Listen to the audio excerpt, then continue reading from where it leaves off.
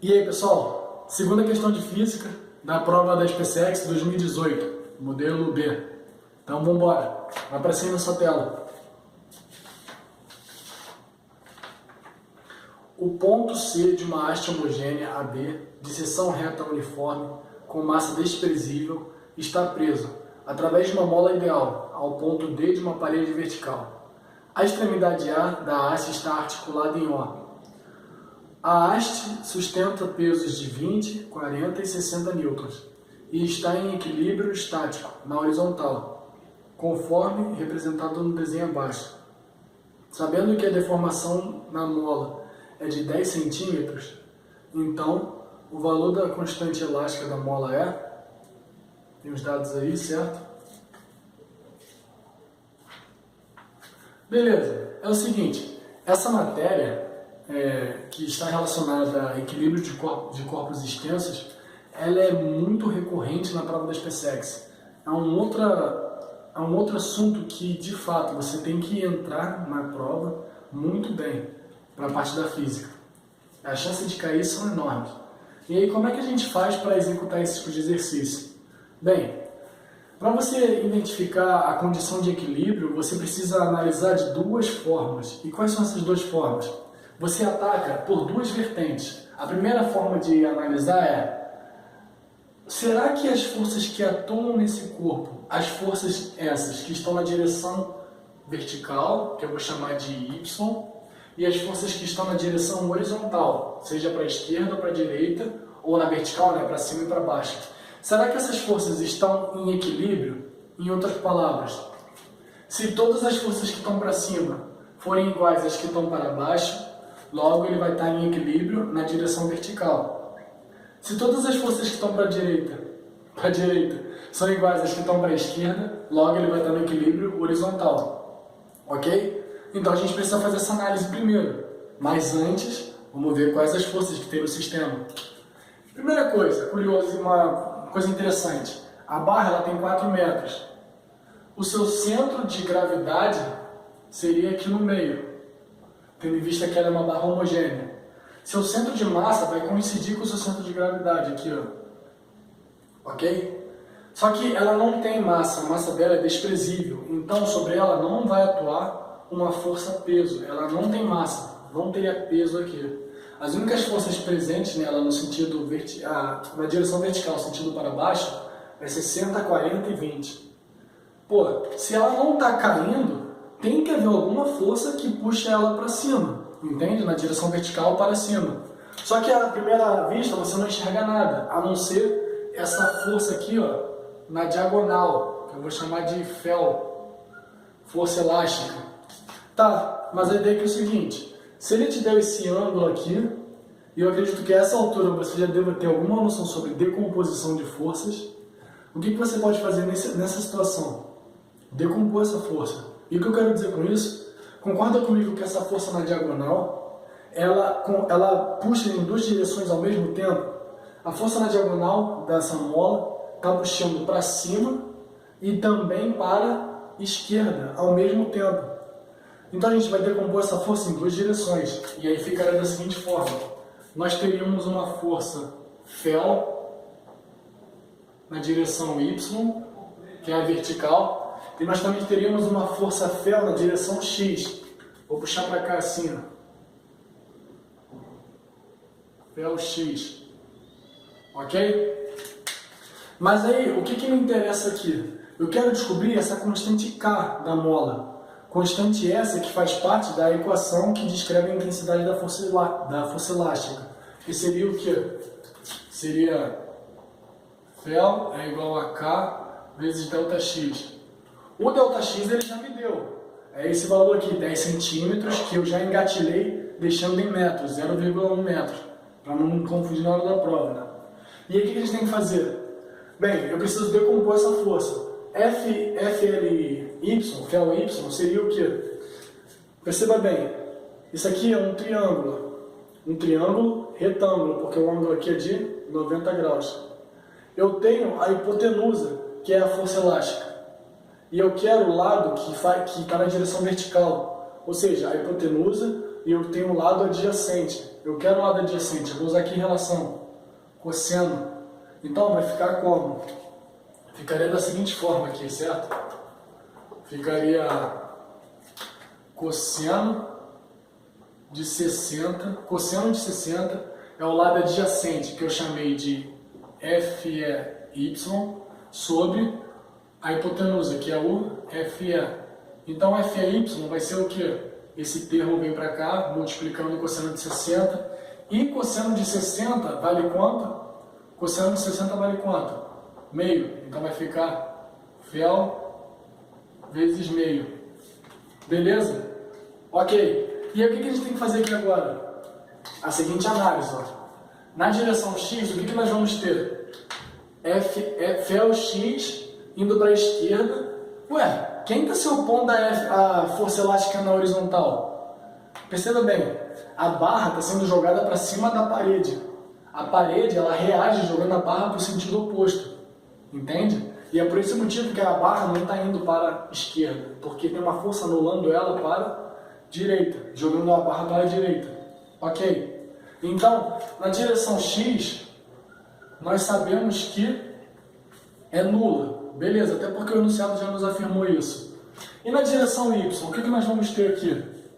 Bem, eu posso até destacar aqui a barra como se fosse esse objeto aqui. O que nós vamos ter aqui? Para cima a gente tem a força elástica, a meia, vezes meio, né, no caso. E para baixo nós teríamos 60, 40 e 20. Então vai dar, no caso, 120 newtons.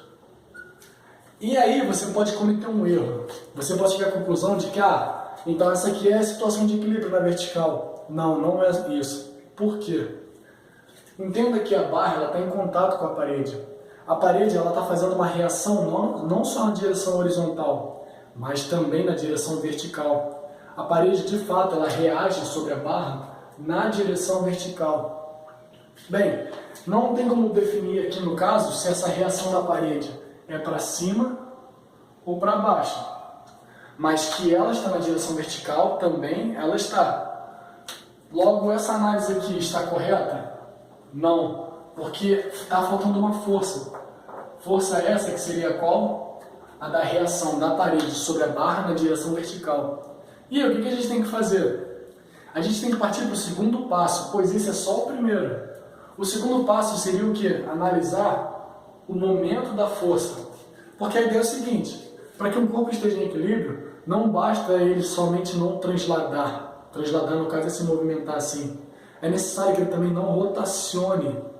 E para ele não rotacionar, o somatório dos momentos das forças precisam ser iguais a zero.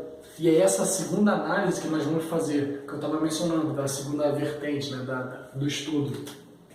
Então você vai fazer o seguinte, isso aqui não vai importar mais. A gente vai ter que fazer a análise dos momentos da força. Como é que seria essa análise? A gente vai fazer da seguinte forma. O momento de uma força que faz jogar essa barra no sentido, faz girar a barra no sentido horário, precisa ser igual aos momentos das forças que fazem a barra girar no sentido... Opa, botei errado aqui, agora que eu vi. Os dois estavam no mesmo sentido. Agora sim. No sentido anti-horário. Como exemplo, eu vou usar essa régua aqui. Ó. Isso aqui, essa régua é essa barra aqui do exercício. Primeira coisa, nós precisamos definir um eixo, um ponto de apoio. Esse ponto de apoio é arbitrário. Você pode escolher qualquer local. Pode ser o B, pode ser aqui no meio da barra, aqui no C, em A. Eu vou escolher o ponto A. Por que o ponto A é o melhor e mais estratégico? Porque o ponto de apoio será também o ponto no qual as forças que atuam ali não vão ter momento algum. Por quê? Lembre-se, momento ou torque, né? Nada mais é do que a força vezes a distância dessa força até o ponto de apoio vezes cosseno de θ. No caso aqui, se você botar o ponto de apoio como A, as forças que atuam sobre A vão ter que distância do ponto A? Zero. Então o momento da força no ponto A sobre o ponto de apoio que eu vou escolher, vai ser 0. E é por isso que é estratégico escolher ali. Porque assim você já elimina essa força de reação da parede sobre a barra. E como ficaria o nosso estudo então? Da seguinte forma. Você teria o quê? A barra aqui, certo? Como por exemplo, essa força de 60 newtons. Ela vai estar a que distância até o ponto de apoio que eu escolhi, que seria esse local aqui, né? Vou botar aqui, ó, ponto de apoio. O eixo de rotação. A distância a distância da força é de 60 newtons até o ponto de apoio é de 4 metros. Então a gente já sabe que o momento dessa força seria 60 vezes 4. Só que aí você tem que analisar. Essa força de 60 newtons faria a barra girar no sentido horário ou anti-horário? Levando em consideração que o nosso ponto de apoio que eu optei é o ponto A. Então a barra vai girar em torno desse ponto A, assim, ó. Ela vai girar assim. Um ponto fictício, né? Arbitrário. Então a força de 60 newtons vai fazer a barra girar assim, ó, no sentido horário. Não só ela, também a de 40. Perceba que a de 40 faria a barra girar onde? Para o sentido anti-horário, desculpa, sentido horário. E essa aqui de 20? Também no sentido horário.